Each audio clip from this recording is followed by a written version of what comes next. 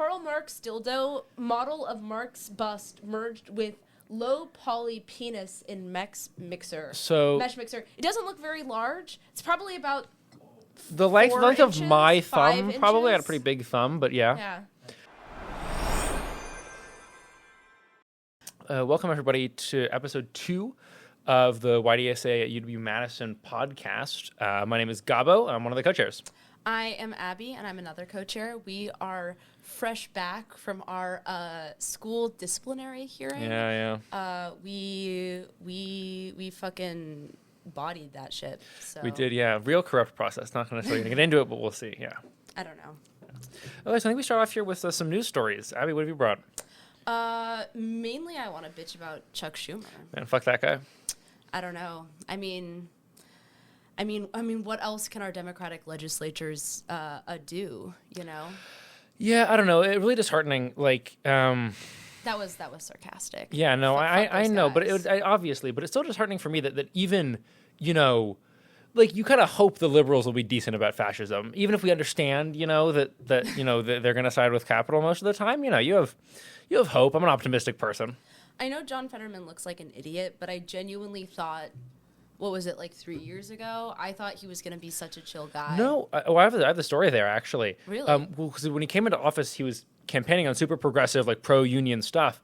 And then once he got into office, he had a stroke. He literally had a stroke, and all of his political opinions changed. Yeah. So I do think he came out of the gate a pretty intelligent and reasonable guy, but then literally had a stroke and got dumber.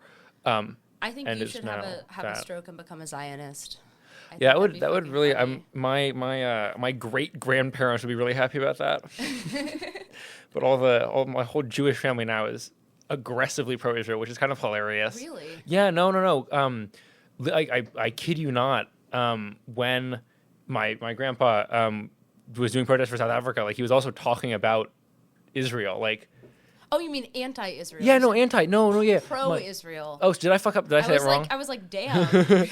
No. My highly progressive, my communist Jewish family is very, very pro-Palestine. Have you ever heard the phrase "red diaper baby"?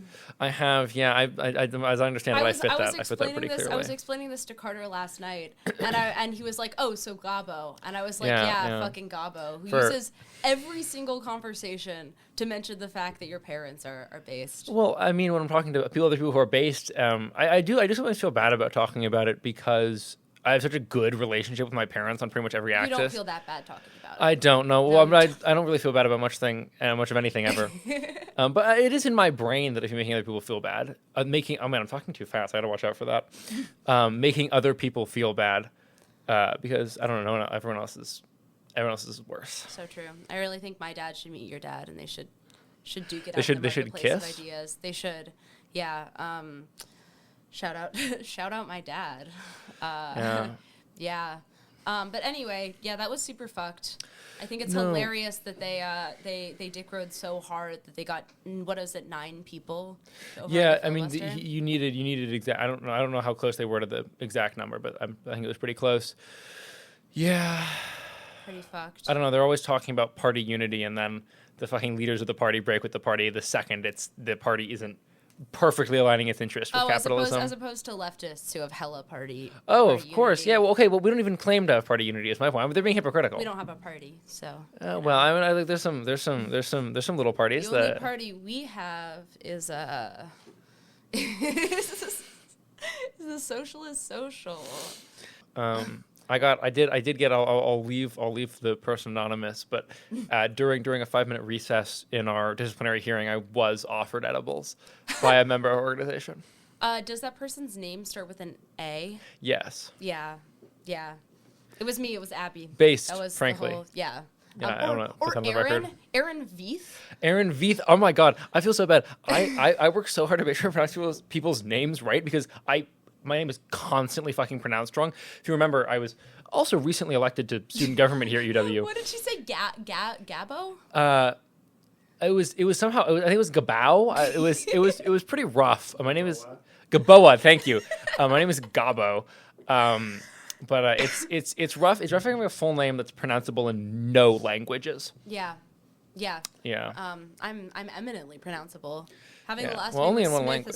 has really fucked me over. Yeah. You should change that. I plan on it.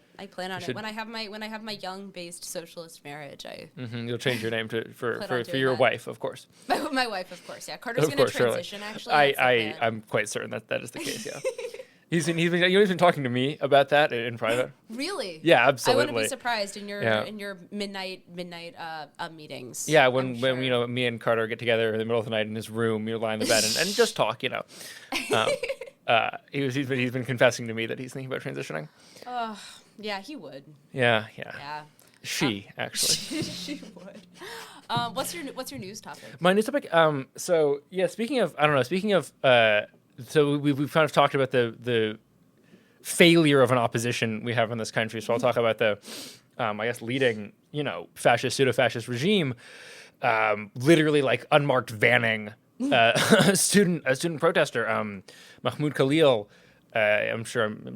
Actually, I don't know how well informed our viewers are, but for context, Mahmoud Khalil was a student protester at Columbia who is an immigrant. I don't know exactly where from, but he's got a green card. He's on the path to citizenship. And he has a wife who's an American citizen. He's Palestinian. Is he Palestinian? He's Palestinian. He spent his childhood in a refugee camp. Yeah, Palestinian. Jordan? That seems likely. Yeah, possibly Lebanon.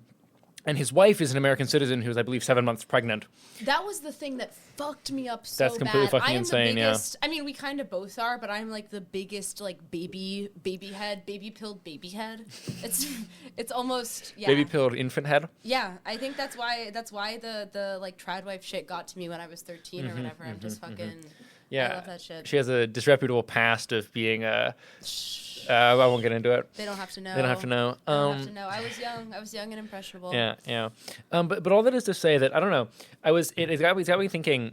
Obviously, I'm most directly worried for people at this university who I know who are Palestinian immigrants who are doing exactly what Mahmoud was doing. Sorry, I don't know if I finished the context. But he was taken literally out of state to Louisiana so that a New York judge wouldn't try him. Yeah. Wouldn't try his case, and I think I still don't know if he's been able to have a private conversation with his lawyer, which is completely insane. As of a couple days ago, no, at least, yeah. Yeah, as of yesterday, no, I can tell you that much. So I'm obviously worried about people on this campus, Palestinian immigrants who I know who do advocacy, who are in danger. But I also think it's funny. I was thinking about it the other day, and I'm almost certainly, I don't think it's a list they're getting ready to act on, but. In all likelihood, I'm on a list. like there's a list that one of Elon Musk's little Doge incels has assembled that I'm absolutely on. My mom likes to remind me that I'm probably on a list. I think she believes in her heart of hearts that any day now I'm gonna get deported back to Australia. They're just gonna fucking. Were you weren't born in Australia, were you? Dude, we've been friends for a year. I was born in Australia. Don't know that? I mean, I'm sure I've heard it. I mean, how my memory is. I was born in Melbourne. Why? Because my dad was there for work. It's not for a cool reason. Well, I don't even have. You would never do something for a cool reason. Yeah, but I think she truly is scared. She sends me a lot of New York Times articles. Yeah, it's interesting. I do occasionally worry about Trump getting rid of birthright citizenship because my dad is a clearly left-leaning immigrant from Mexico professor at a kind of a very public institution. And if they get rid of birthright citizenship, they could just take him. If there was a bingo board for this podcast, people can scratch out Gabo mentioning being Jewish and being Mexican. So have I specifically said that I'm Jewish? I said I had Jewish family. I guess that does make me Jewish. Because technically, okay, I don't know. You're so obedient to Talmudic law that you're gonna be actually, it was my dad's side of the family, so I'm not. I don't have a Jewish soul. I wasn't born with a Jewish soul. And for what it's worth, I am a Jew by Talmudic law. My mother's mother was, I believe, a Jewish immigrant from Poland, the Polish-Lithuanian Commonwealth. Ooh. From back in the day. Though my time also might have been Ukrainian. Kind of a toss up. We don't know exactly where. You've never done one of those ancestry tests? No, I'm in genetics. I'm studying genetics here. I don't know. I think they're kind of bullshit. Really? I don't totally trust them. Yeah. I love my ancestry test. Well, yeah, you're just 100. You're a pure-blooded Anglo-Saxon. Truly, and Western European too. I'm the good one too. The one good Anglo-Saxon. I've got 65% British, 15% German. I'm That's pretty wild. Yeah. Yeah. I'm too many different races. Sorry for the atrocities, guys. I kind of did all of them. I'm like a DEI person. They're trying to get really good representation of like multiple groups, multiple continents in the one guy. So true. You know, I'm directly descended from like people who came over on the Mayflower. Yeah, you look like it. Yeah. On multiple sides of my family, we've been here for forever. Truly originating like white atrocities. I don't think there's a single family like direct descendant or direct ancestor of mine who was here before 1900. Fucking loser, dude. I know, right? I frankly I shouldn't be allowed to vote. I think it's ridiculous that they let me vote. Yeah. Well, don't worry. We have somebody who's willing to do something about that. Fine. Yeah. I think taxation is theft. I was about to say, is this going to become a socialist segment? Yeah. No. We're going to get in there. Yeah. The Socialist Libertarian Caucus, which is something I only learned about at the YDSA convention. You know, I do have a button from the last convention. Really? It's a pretty nice button. Wow. I like it. But I don't believe in caucuses, so I just went to the youth labor like committee meeting that happened at the same time. I thought much more valuable. Much more of a socialist libertarian than an anarchist, and I think as soon as you admit that, the better for everybody. I mean, it entirely depends on what axis you're looking at. I mean, obviously, oh my god, I finally get to explain in great depth. You can't hold me accountable. You're gonna watch me explain. I'm fucking not. This woman doesn't know what anarchism is.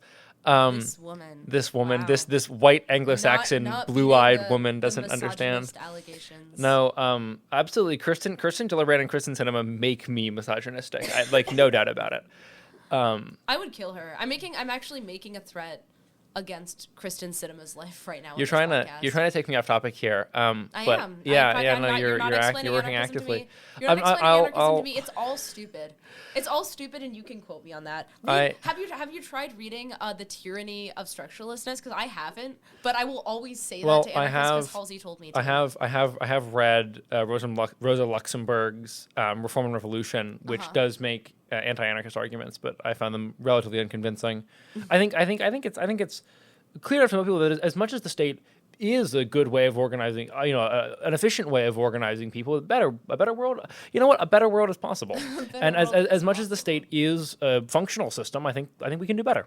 And that's really the whole take. I kind of feel like if the state is going to melt away, then the state is going to melt away. But I mean, if Marx is right, then Marx is right. But we got to start. We got to start with the state, man. I don't know. As much as Marx, I think this is a very cogent job of understanding socioeconomic processes.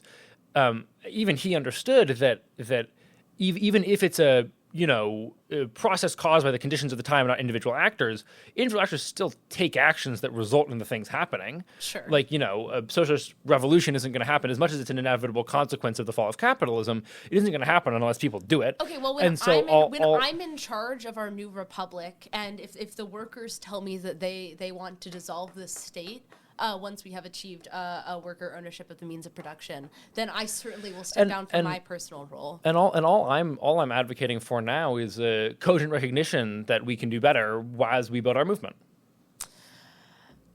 I mean, that's the whole take.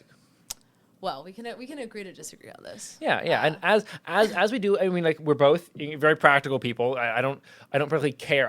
Every time I argue with another socialist, I always end the argument with like, I will be overjoyed on the day that this discussion matters. It will be a beautiful day. I'm so chill, even with, love you, Pierce, shout out, even with fucking left comms. I am so chill about like practical, like, I don't know, like, I guess like economic, disagreements. The one thing I cannot fucking stand is if anybody disagrees with me on my social positions or outlook.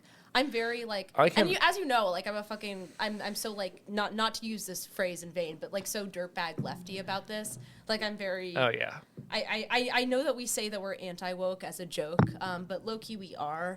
I find people who disagree with any of my social stances so fucking annoying. Yeah, don't muzzle this woman. She will white woman complain at you for like six minutes about why she should not be wearing a COVID mask. I complained the entire conference about mandatory masking. I will say, Why do you say conference, to be clear? Thank you. I did also complain the whole socialism conference. You just weren't there.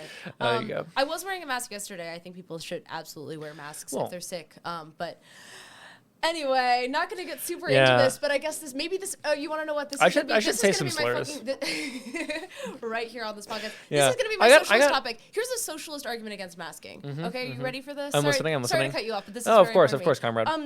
You should definitely cut me off if I'm about to say 4 slurs. Which 4?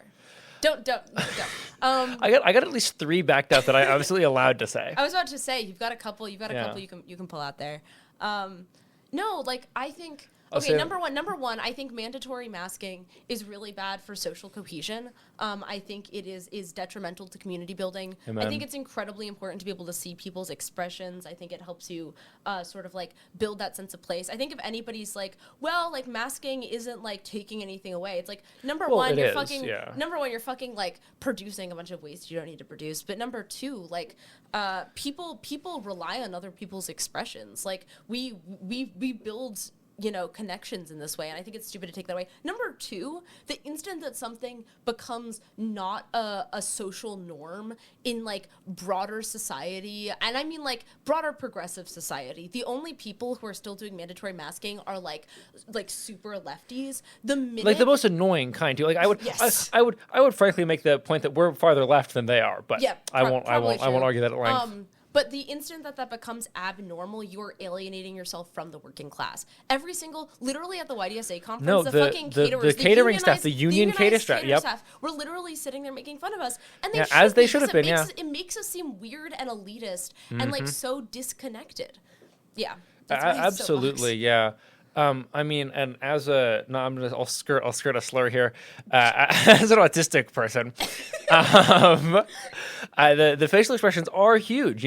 If anything, to the wokes out there who really do believe in masking, consider that you are making it harder for people with distinct mental neurodivergencies from the norm, significantly harder for us to understand the situations we're in and communicate effectively with our comrades. So true. And I'd like to make that, So true. I'm not saying this slur. I absolutely support people masking if they're sick. I also completely support people masking if they're immunocompromised, which is why I will never make fun of an individual for wearing a mask. But also the vast majority of people I have met who are masking individually in their individual interactions with people will take their mask off when they're hanging out with their friends or going to parties, eating a meal, and unless you're actually adhering to like a social isolation bubble, then your mask is basically completely ineffective because you're constantly exposing yourself to those germs. Yeah, absolutely. So it's just performative. Yeah, / out of anxiety. And I think there's a point to be made there about the kind of elitism you're talking about, that kind of distinction from the actual working class of this country.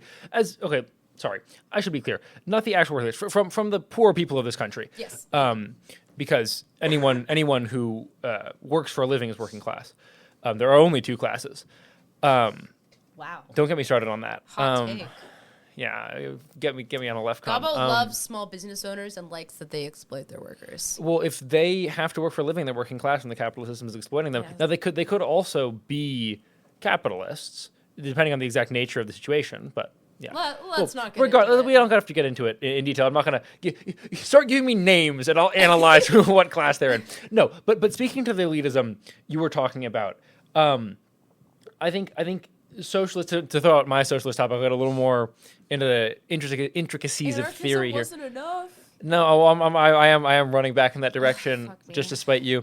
But I think it's really important to find ourselves and focus on worker control of the means of production, not state control of the means of production. Even as someone who understands that there will likely be a socialist state before there's not a socialist state, the workers should directly control the means of production. I feel that pretty strongly. I love me a union. I love me a worker cooperative. Could talk for 20 minutes about the even within capitalism economic benefits of worker cooperatives, but could get me started on that. I mean, I would argue. I guess this is the only thing that I would say I do agree with left comes with is that a lot of unions do still serve the interests of capitalism. Absolutely, I just think we absolutely should be strategically allying with them because they're the best manner of organizing workers. I'd like to plug what I think one of the main reasons I love DSA so much. I'm in DSA is their incredibly practical, incredibly sensible work rank and file strategy for long-term socialist change. So if you're not aware, DSA's long-term plan for bringing about socialism is to insert its members into key strategic industries, stuff like teaching, nursing, logistics, stuff that, if these people are to strike, it disrupts a broader sector of the economy than the one they're in personally. And doing that by building and radicalizing unions. And obviously there are unions now that are corrupt, that don't truly serve the interests of working people. Any police union, for instance. Or the fucking prison guards union in like Vermont or whatever, in New York, I think maybe. Crazy.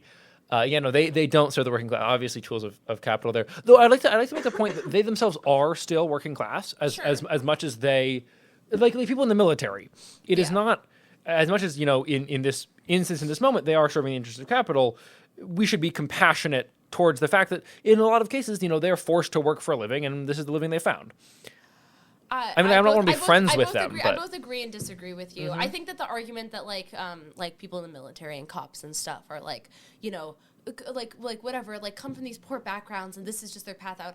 I think that is true for some people. I think that should definitely be applied to individuals and not overall to people who join the military. I think a lot of them are just assholes. Although I do have endless compassion and believe that anybody or almost anybody can sort of be restored. But yeah. I don't know. I think rhetorically there's value in having a positive outlook towards everybody. Yeah. But I do agree there are probably some less redeemable members of these organizations, of these structures. The guy that arrested me was such an asshole, dude. I wish can we put up in the recording that picture of my beautiful face next to the pig looking cop, just get some real physiognomy of good people and bad people. Did you see the picture from my arrest report that I just got from my lawyer? No, I haven't. It's me cuffed and grinning at my processing, and the guy arresting me is also smiling. The guy who arrested me is also smiling. Although actually, I guess my escorting officer is different than the guy who arrested me. But that was fucking funny. I have to show you that. Yeah, I don't know. I've tried so hard to get arrested. I know, and every time at this point, I'm going to get suspended from being a student. I've committed too many protest guideline violations, and now if I get arrested, I'll probably be suspended. Maybe I should get arrested off campus. Maybe that would be okay. Yeah, that's so true. Maybe when if Act 10 doesn't get overturned, we can pull some shit. Do a riot. Yeah, do a riot. So true. I don't know how we are with time. Should we go to some questions from our producers? We've got thumbs up, and we can always just keep talking. Maybe the questions will bring us into some more cool conversation. Hell yeah. So, who are these questions from? From YDSA membership. So these questions are from our YDSA membership to us, yeah. Okay, so the first one is just plans for now that you guys are in ASM, specifically you, Gabo, are in our student government. What are any plans that you guys have? So to restate the question, because I don't know how well the mic picks it up, the question was, now that I have been elected into student government, the Associated Students of Madison Student Council and Student Services Financial Committee, how do I plan to kind of implement that, or what do I plan to do in that role? I think first and foremost, in the role, so the SSFC, I think, role, I'm not sure if I have the acronym right. In that role, I control a lot of funding, or have an input on a lot of funding towards student services and student organizations, and obviously, I want to support funding for student organizations that I think are making positive change on this campus and ensure that they're well funded. Obviously, I'll have to recuse myself from YDSA specific stuff, but only admin's allowed to be corrupt. We can't be. Exactly, yeah. Which that's the tyranny of structure there for you. If there wasn't a state, this wouldn't be a problem. That's not even true. I don't believe that. But sorry, back on topic. I think I don't know. Most of all. I think two prongs of things I care about, or I hopefully have any power over, are, for one, resisting the kind of stuff that happened to Mahmoud, the cuts to, health funding through the university to marginalized groups, reproductive health care funding through the university, I think could easily come under threat in the next year or months, honestly. UW Madison is on a list of 60 colleges being reviewed by the administration for funding cuts. So in defending that, ensuring that stays funded, and then simultaneously there's a major labor suppression law in Wisconsin that will likely be overturned soon. And I think, as much as I can, being in that role to support a student workers union if it comes up, I think is going to be enormous. Yeah, if only the fascists were hotter, I feel like they get a lot farther. But like they all look like Charlie Kirk and fucking JD Vance, and they look like they look so ugly. And the women pump their face full of shit. Exactly. I'm saying this, in like a cool red femme, like absolutely, critiquing liberal feminism, choice feminism, whatever. I only watch pornography where the women have no changes to their bodies, and they don't shave. And they, of course not. No, that would be unbelievably exploitative to partake in that practice. So true. No, if there's one message I can have for conservative women, it's stop getting shitty filler. If you're gonna get filler, at least get good filler because you look fucking freakish, in the kindest way possible. Next question. Yeah, what's up next? All right, next question is, what do you believe YDSA's focus should be now that we are moving into the Trump second term? I think you should get started on this one, Abby. Yeah. Oh, restate the question first. What do we think YDSA's focus should be as we move into Trump's second term? I think we need to do twice as good of a job. And this is, I guess I'm talking about YDSA National, and frankly, DSA National. We need to do a way better job at showing that we are an alternative to the Democratic Party.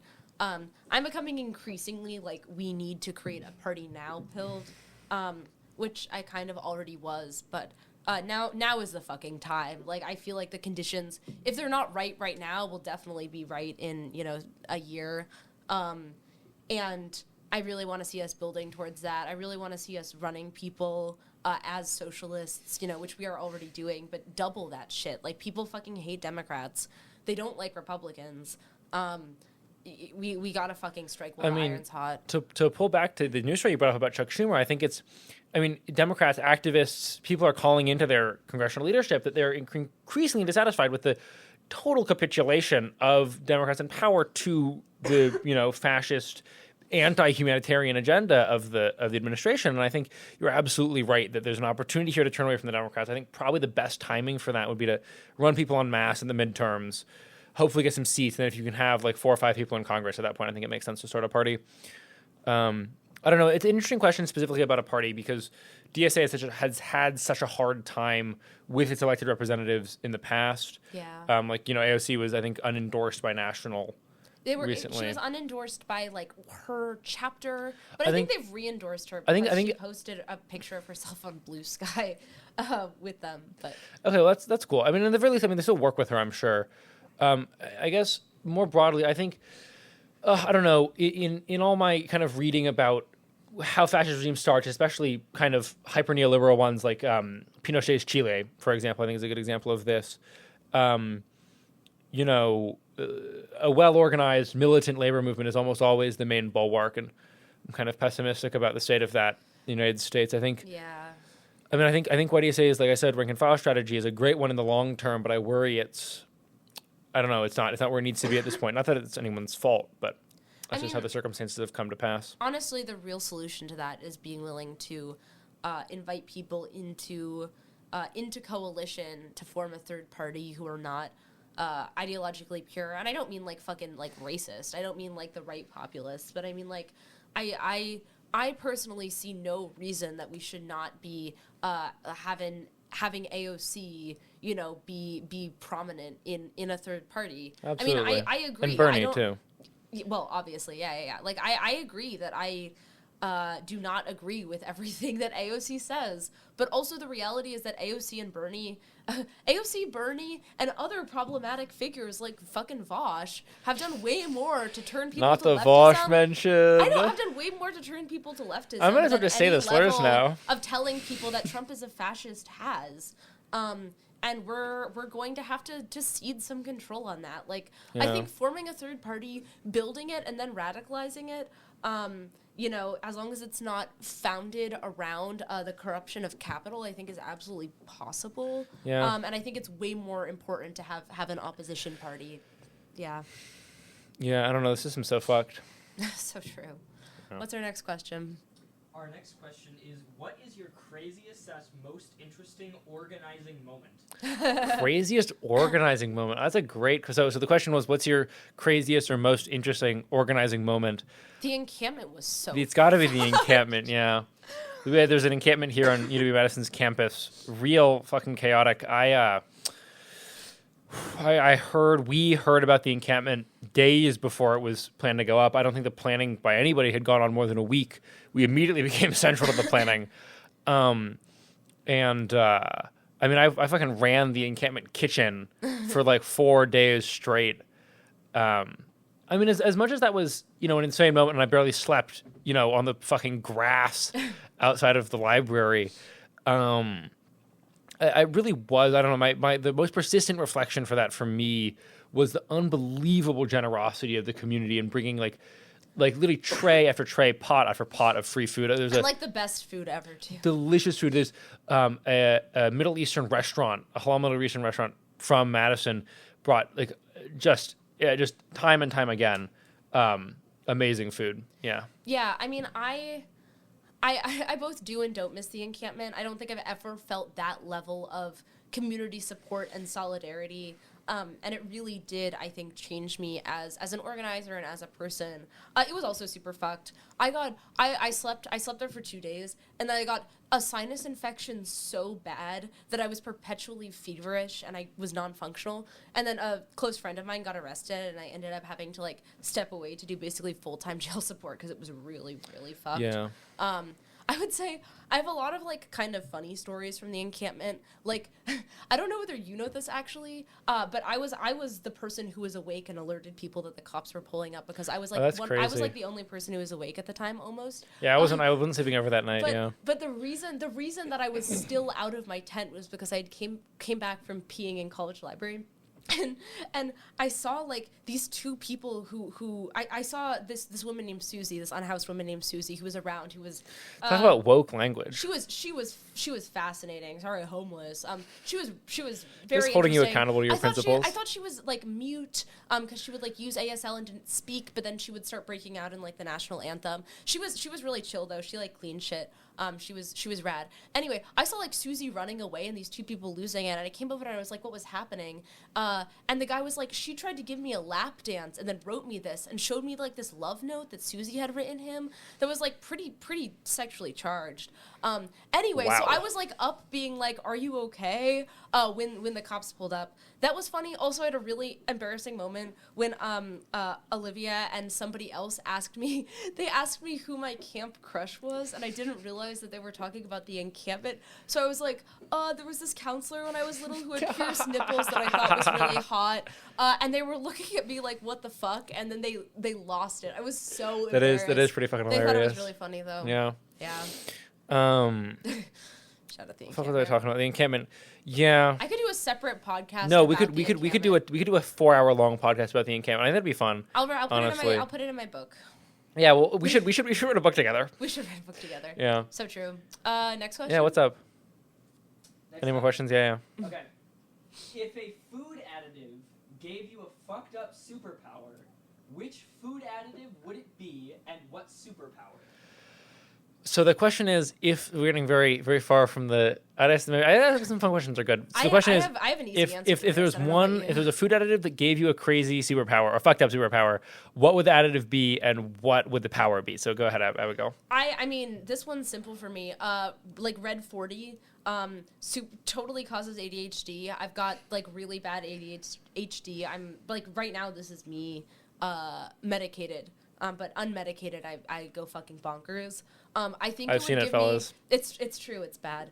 I think it would give me super ADHD. I would be able to fucking I don't know, multitask like a monster and go 1,000,000 miles a minute and have endless energy. I mean, I've already been given autism by the vaccines, so I think I'd call that a fucked up superpower. But to go on, if I were to get a second fucked up superpower from, and that's the vaccines aren't a food additive, but I do love MSG. It is an essential cooking ingredient to anyone who's a true comrade of the Chinese Communist Party, and a real revolutionary, a committed socialist will consume MSG to support the Chinese Communist Party. All hail Xi Jinping. But I think it would give me all of the superpowers of Kim Il Sung, stuff like not having to use the restroom. Oh yeah. Being able to teleport. Yeah. Mm-hmm. Long live the eternal leader of the People's Republic of Korea. Yeah, Democratic People's Republic of Korea. Sorry. as you said, critical support, but I'm only criticizing. Yeah, critical support, but I'm only criticizing. He should have gone farther, frankly. Alrighty. Anything else? More questions? We have 3 more. Brilliant. Hottest member of the Trump cabinet, and you cannot say RFK. Can we get a device to pull up the Trump cabinet? No. Okay, I gotta say off the top of my head. Mm-hmm. Not RFK. Because Elon's above the cabinet, obviously. Sorry, the question was hottest member of the Trump cabinet. You can't say RFK. We're not counting Elon. We're not counting Trump himself. I know Mark Rubio. Hotter like 10 years ago. Well, yeah, everyone was hotter 10 years ago. Yeah, but he's really aged. Yeah, I mean everyone in the cabinet, not all people. Let's be clear. If I can Tulsi Gabbard. Tulsi, you know what? I don't know if she's cabinet level, but that's a good choice. She's kind of bad, yeah. She's national yeah. security, Okay, yeah. Then I think it's probably the right choice. Yeah. Got to be Tulsi Gabbard, yeah. I mean, in terms of like, I don't know. I feel like she would be. Is it misogynistic if I say I feel like she would be crazy in bed? Oh, she absolutely would. She is the perfect epitome of like don't say anything crazy or whatever the saying is. Like I'm sure it would be fucking great.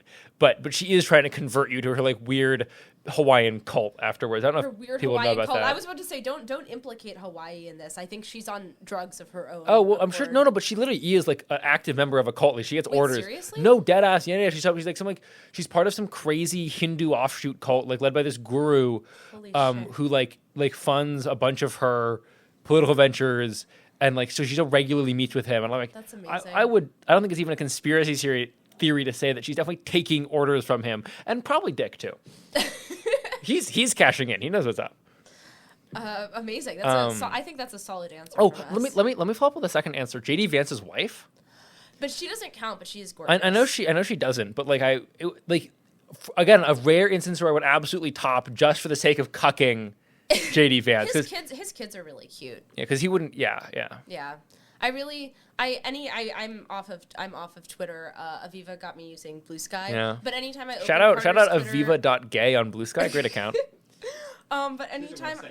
And also the website Aviva.gay, cool website as well. Oh, I need to check out this. Yeah, website. it's got a bunch of user created artwork on it, so you can make a little. Cannot wait There's some pretty stuff on there. But. Well, oh yeah, anytime I open Carter's Twitter, because he still has Twitter, I haven't successfully converted him.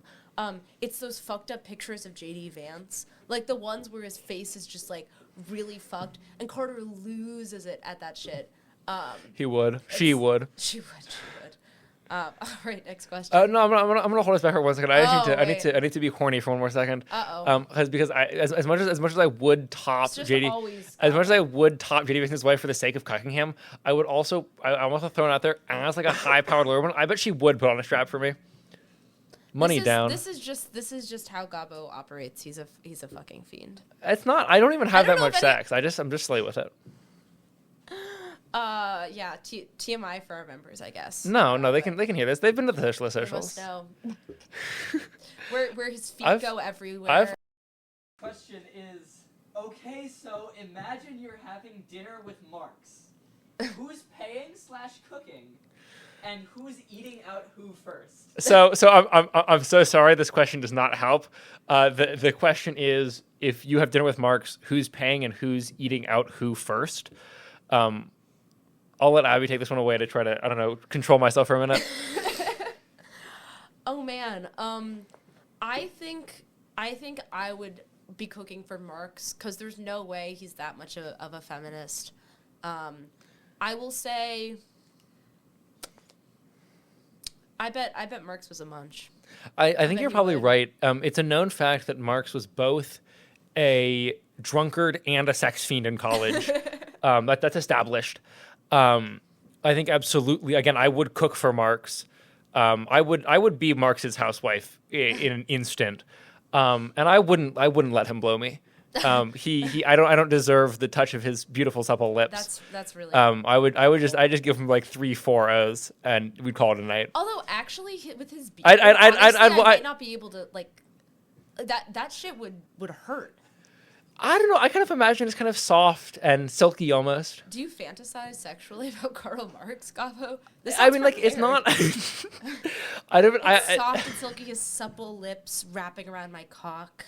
Well, again, I it's the only way you can get to sleep. At night. You know what? I would let him rim me. Actually, that'd probably be great. I bet he's got great tongue. Once again, the beard hair would get everywhere, but I don't want to go down on him.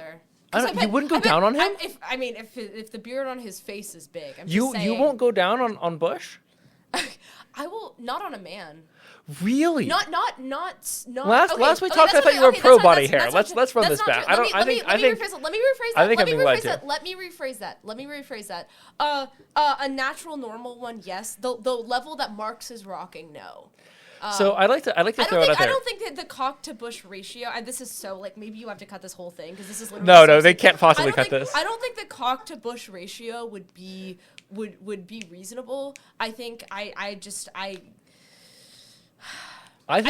don't want the. I feel like if the baby bird is too buried in the nest, then I think he's hung enough that you wouldn't even get anywhere close to his hair. See, I think that this is wishful thinking. This is crazy. I mean, fair enough. And you know what? For what it's worth, I would actual glazing. I would absolutely still blow him if he was a little micro penis. Like I have to dig through the depths of his hair. Part the Red Sea to go back to my my Hebrew roots. The Red Sea. That's actually the Red Sea. That's actually a great joke. You didn't think of that. Really Yeah. That's some fire right there. Okay, please can we talk about something else? Because I would also rim him. I just want to throw that out there as well. This is just like a lot of conversations Gabo and I have. Yeah. You guys should definitely cut some of that. Okay, I don't think we should cut any of it. Next question, guys. Okay, the final question is simply Don Cheadle or Tim Meadows? So the final question there is Don Cheadle or Tim Meadows, and I'm gonna already off the bat problem. I don't know who either of those people are. I know who Don Cheadle is because I think he's the person in the. Actually, is he? I don't know who he is. Never mind. I don't know who either people. No, Don Cheadle's the principal in Mean Girls, right? We're getting a visual. Our producers. So this is Don Cheadle. That's Tim Meadows. Okay, pretty good. No, I can work with that. No, that's Don. Am I being? I saw the search bar. That's Tim Meadows. That was definitely Tim Meadows Don is a white fucking name though, for what it's worth. No, that was definitely Don. Oh my god! Holy shit, guys! Yeah, you're literally racist. God, I am just racist. Yeah, this is crazy. It's your section blood. And so it's Don Cheadle or Tim Meadows. Yeah. No context. I was gonna say Don Cheadle, but now I see that the person I thought was Don Cheadle is actually Tim Meadows. I'm gonna say Tim Meadows. I mean, I mean, my honest answer is both. Sorry, Malcolm X. Is both at once, please. But you can never have him on here again, guys. They'll have me on here multiple more times.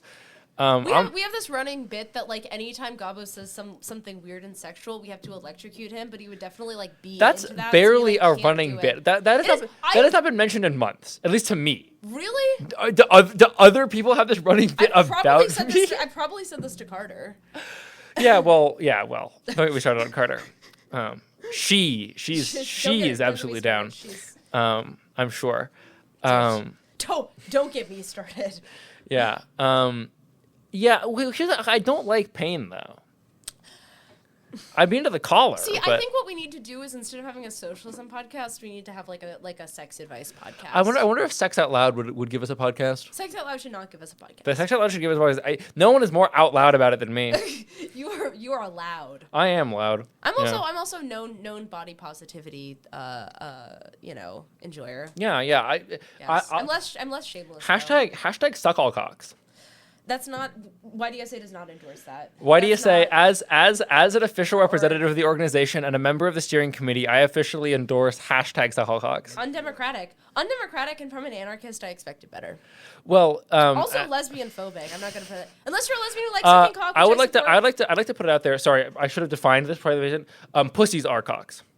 Oh, okay. No, that's chill. Yeah, Thank you, Judith. Thank you, Judith Butler. Thank you, Simone de Beauvoir. Thank you, Sigmund Freud. We actually don't need any radical feminist theory anymore. Gabo just settled that. Sorry. Hashtag suck all genitalia. If you'd prefer. That is even worse.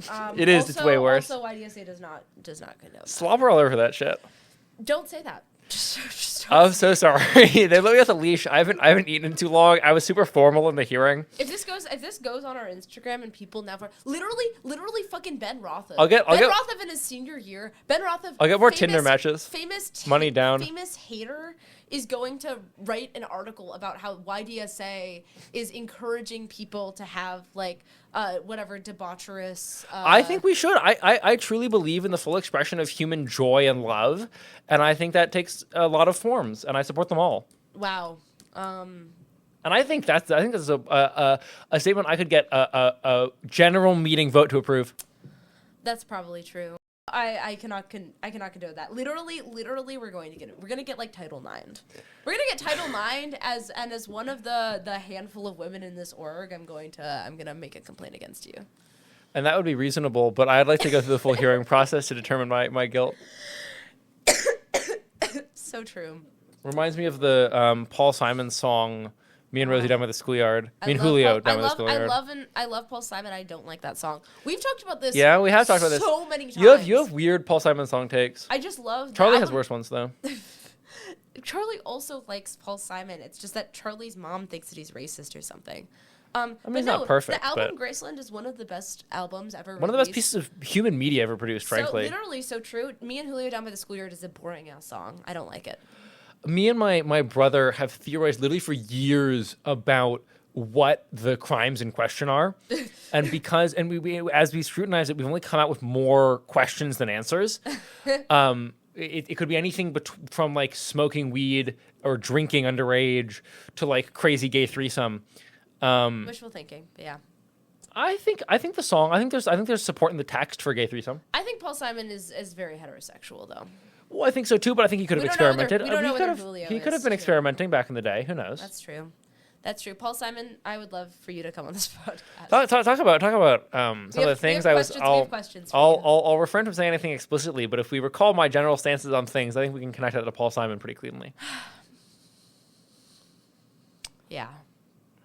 We've been recording for 52 minutes, almost unbelievably. At some point, we do run out of time, I think. Do we have any other questions? Are there anything further? It's not a question. It came up in the course of investigation for material. It cannot be shown to the camera. Okay, we're being displayed an image that can't be shown to the camera. Thoughts. Let me take a closer look here.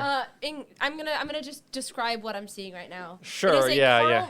Come turn it around. Yeah, we have a live description. Karl Marx dildo, model of Marx bust merged with low poly penis in mesh mixer. It doesn't look very large. It's probably about the length of my thumb. Probably had a pretty big thumb, but yeah. Yeah. Probably that is honestly probably the average penis length. Probably the average penis length of my thumb. What was I gonna say? So yeah, it's got really big testicles, and it's Marx's head in place of the head of the penis.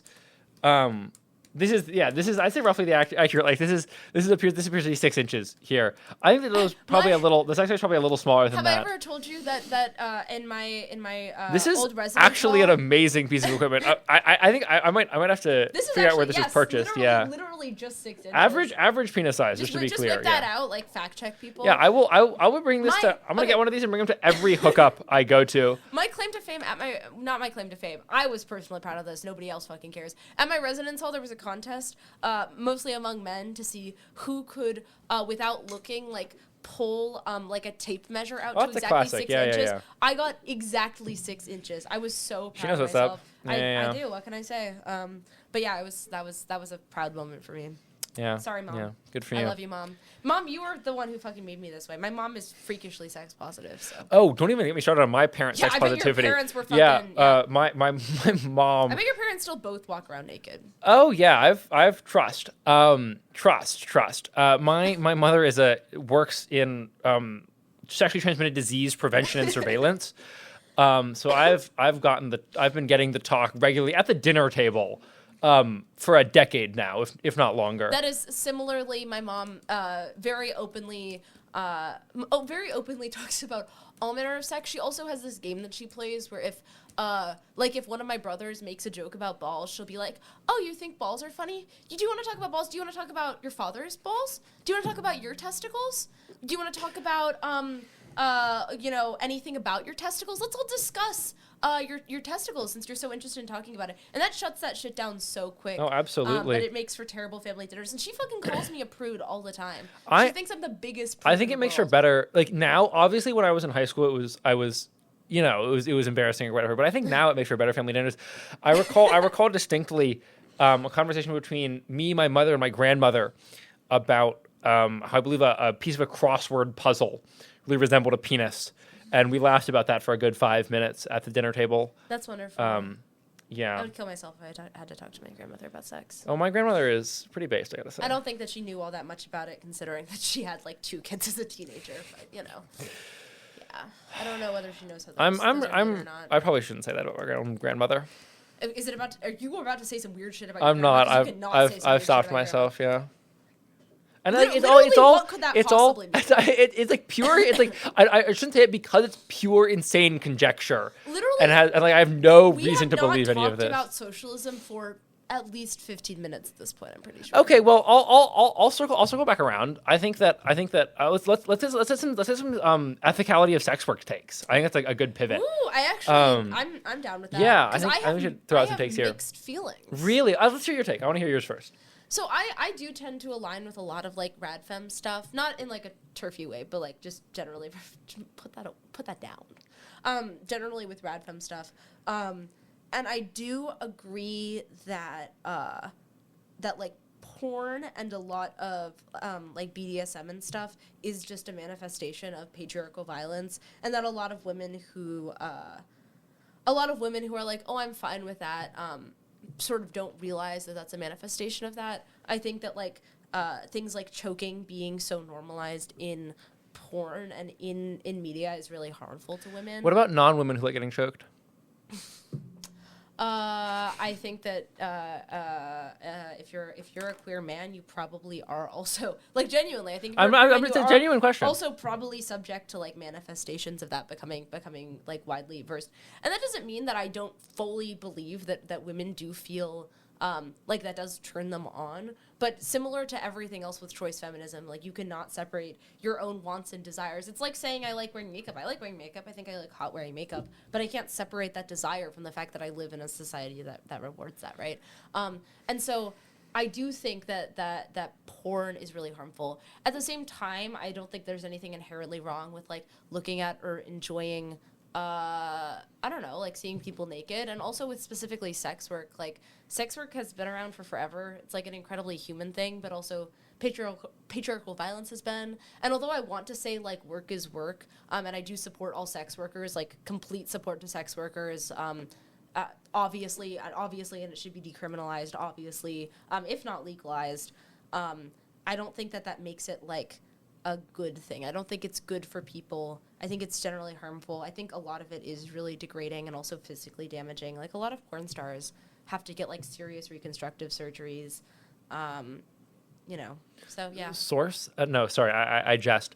But I do think your take is really good. I think it goes right hand in hand with like we were talking about before, police and people in the military. Yeah.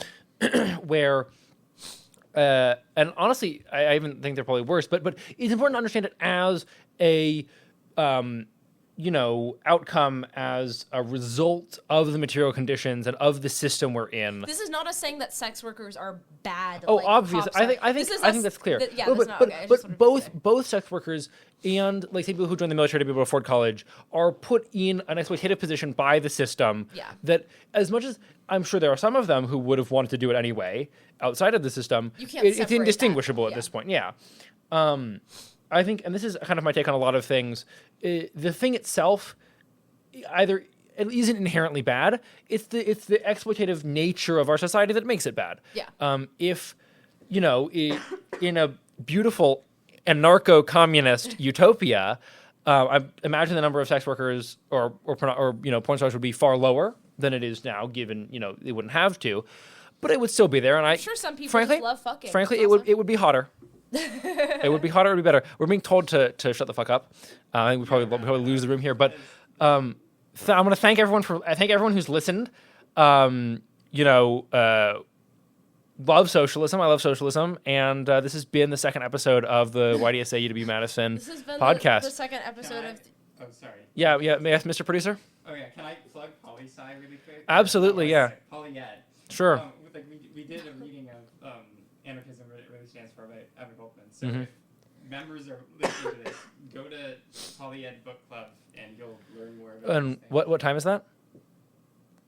Check calendar. All right. Well, okay. To our members, people listening, to UW Madison students, our anybody political got this education far. committee has recently read Attack on Anarchism by Emma Goldman. We'll be discussing it, I believe, this Thursday. We already discussed it. But they've already discussed I it. was mentioning. Awkward. Oh, sure. My bad. Check out our political education committee. They do all kinds of cool things. We meet every week, Tuesdays at 6, usually in one of the unions, but that's publicly available information on our Instagram or email list. If you need to make an HGO complaint about us, reminder that Viday, Tasha, and Maddie are HGOs. Absolutely. Reasonable response. Yeah. Thank you.